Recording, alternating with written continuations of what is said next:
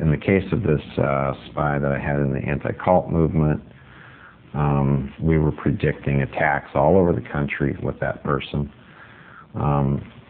I think maybe I was the only one who had successfully infiltrated the anti-cult movement because of what my seniors at USGO were saying.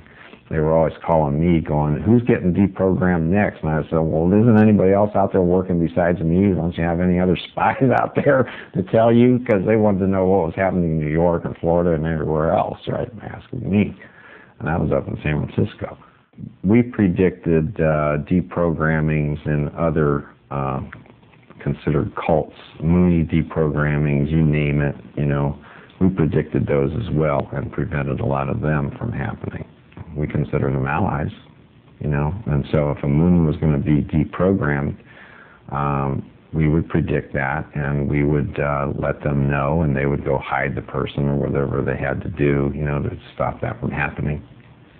That happened because of our spies. Mostly, I mean, our primary interest, of course, was Scientologists. We predicted those and prevented those from happening. I did read one of the policies where it said that we weren't supposed to do anything illegal. I became aware in the course of my training that things were being done that were illegal. I went to the Deputy Guardian for Intelligence U.S. By the way, we didn't call it the Information Bureau. We called it Intelligence, what it was. Calling it the Information Bureau was the only time we referred to it that way was when we were talking to somebody who wasn't in the GO. And that was kind of our cover, you know, that we were information. We never told them we were intelligence. But amongst ourselves, we didn't call ourselves information. We were intelligence. So anyway, I read, you know, don't do anything illegal. I went to the Deputy Guardian Intelligence U.S., who was Terry Milner. I said, some people are following this policy. They're doing things that are illegal. And he knew about it. That's what I found out. He says, yeah, I know about that. And I says, well, they're violating policy. You know, what's the story here? You know, do we break the law? And he says, well, we don't actually break the law. We just bend it a little bit, you know.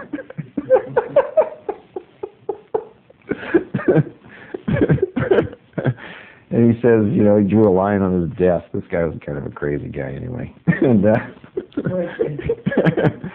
And he says, there's the law, you know, and he says, we cross over that line, and then we, for a little bit, and then we kind of scurry back and try to get back and stay within the law. And so I said, well, the conclusion I came to was that, one, he knew about it, two, he was condoning it, and I, out of fear, did not take it any higher than that. I just dropped it, because I figured if he knew about it, then the worldwide knew about it, and I figured Mary Sue knew about it, and I couldn't imagine her withholding anything from Ron. I figured he must know about it too, so if I make any waves up lines about it to try to get that activity stopped, you know, then I would be dog meat, you know, so I just dropped it. As far as Intelligence Bureau's handling of people, there's an issue. I don't think it has a title. Nobody signed it. It's not any kind of a formal issue. It was just typing on a piece of paper. My impression was that LRH had written it, because I can't imagine anybody else in the organization writing this and getting away with it. They would have been pounded into the dirt for having written it.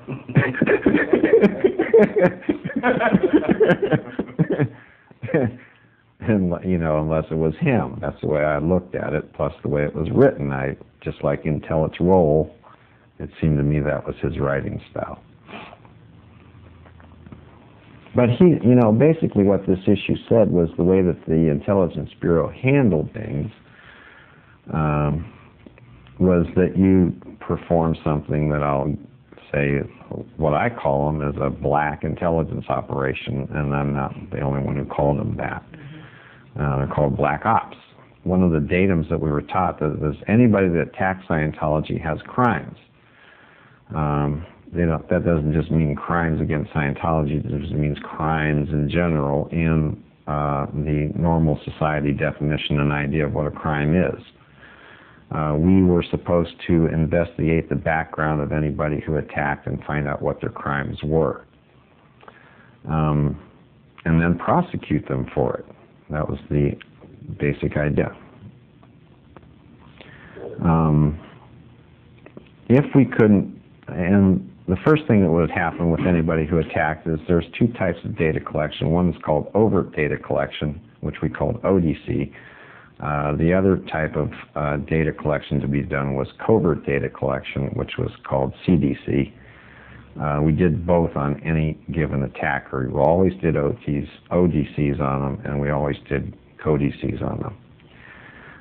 The overt data collection was just stuff that was publicly available through public records, telephone books, library information, court documents, traffic tickets, you name it. You know, we checked every possible source, voter registration records, you know, just everything you could think of, and gathered as much information about that person's background as we could obtain. Then we had a general picture of the person. We knew who his relatives were and who he was connected to, where he worked, all that kind of stuff. That came from overt data collection. Then you'd go into covert data collection, which was essentially, you know, probably getting a spy in on the person and trying to find out what kind of misdeeds the guy was up to, you know, what are this guy's crimes, you know, what is he doing? Is he cheating on his wife? Is he you know, taking drugs? Is he doing anything else that broke any kind of a law whatsoever? You know, that's what we were looking for in our covert data collection.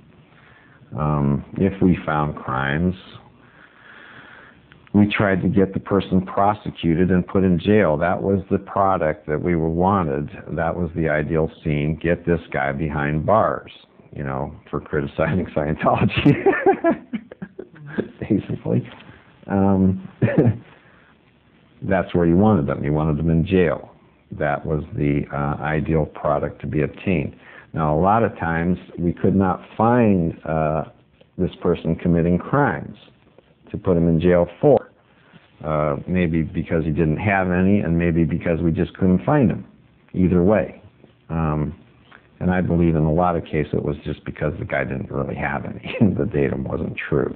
That just because they attacked, they had crimes. I didn't find that to be a one-for-one situation anyway. So now what do you do that you can't find any actual crimes? Well, that's what this particular hatting thing was about, was you performed black operations on the person.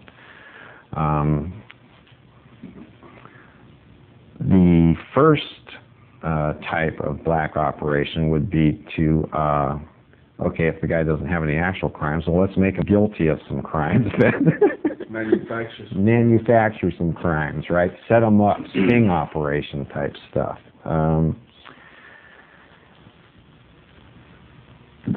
I know of some that were actually done. I don't have to give examples. There was a guy in Sacramento named Jim Esterbrook. I got one of my agents to go get some drugs, you know, purchase some illegal drugs, marijuana or whatever it was, plant them in the guy's car, and then call the cops on him and try to get him arrested for possession of illegal drugs. Geez, just let your imagination run wild, because we were allowed to do that. You know, it's like anything you could think of was basically okay. Fair game was a policy letter written by LRH, I guess, in mid-'60s, I think. And it was a fundamental geopolicy. Fair game meant that a Scientologist could do anything to an enemy of Scientology. Didn't matter what it was. You could actually physically harm the person. You could lie to them, sue them into poverty, you know, destroy the person's reputation, or destroy him physically if you wanted to, with no repercussion on the Scientologist for having done it. That's what fair game means. Yeah, I mean, that's what we were doing. That was our daily job, was to apply that policy. That was our total job, if you ask me. You're attacking Scientology, you're fair game, whatever we do to you doesn't really matter, okay? As far as Scientology was concerned, you were in no trouble. I don't know the details on it, but it was causing a public relations flap when people were labeled fair game. So a issue came out that said, stop labeling people fair game, which was done. We stopped calling people fair game, but the action of treating them like fair game never stopped, okay? That policy was still in effect. I mean, my God, it was the very heart and soul of what we were doing, okay? We would have been out of a job if we stopped doing fair game. Another type of black operation was to get the guy fired from his job. The theory on that was that people use their jobs, their position that they have at work as a kind of a position to attack Scientology from. In a lot of cases that was true. Maybe the guy was a government official. He was using his job as a government official to attack Scientology. So the idea was, let's cost him his job, get him the heck out of there, and then he won't have that position to attack Scientology from anymore. Short of that, it didn't have to be that he was using his job to attack Scientology from, but in all cases, it was at least his support, right? And if you cost him his job, he doesn't have money, and he's got a major problem to go deal with in his life of not having any work and income to support himself. So costing the guy his job was always a good thing to do. That was also a standard thing to do, was we would always try to cost the guy his job. We would always try to get him in jail, and we would always try to cost him his job. Lots of people's businesses have been destroyed because of this. How do you do it? Huh? How do you destroy a business? Oh, gosh, there's lots of ways. This is not a real example, but let's say that a guy has his own work, right? He has his own company. He, of course, has clients, right, that buy from him and that kind of a thing.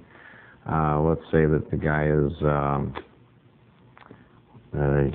he's an artist, and he paints pictures, and he's got certain art studios that normally buy his pictures and sell them for him. They would go to those art studios and just badmouth the guy in any kind of a way, make the people who buy from him normally decide that they don't, for whatever reason they don't like him, they're not going to buy from him anymore, and he ends up with no business. He goes broke. That would be an example. Mm-hmm.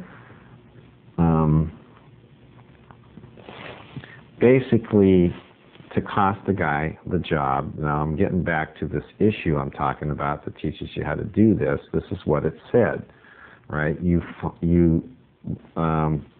survey for the love and the hate buttons of the boss. So this guy has a boss. He's employed by this person, this company. What does the boss love and what does the boss hate? You were supposed to find that out with your spy. Or you could have found it out with a pretext interview, suitable guys. Then you create situations, which are always imaginary situations, where the boss, you try to line this employee up with whatever the boss hates. Okay, so if the guy, you find out the boss hates homosexuals, now you want to get the boss to think that this guy who's attacking Scientology is a homosexual. And because he is a homosexual, now the boss not liking that type of person, he's going to look for some way to get rid of this guy. He'll probably find some, you can't say that's the reason he's getting rid of him, but that's the reason he's getting rid of him. He'll find something fault with this guy's work and get rid of him.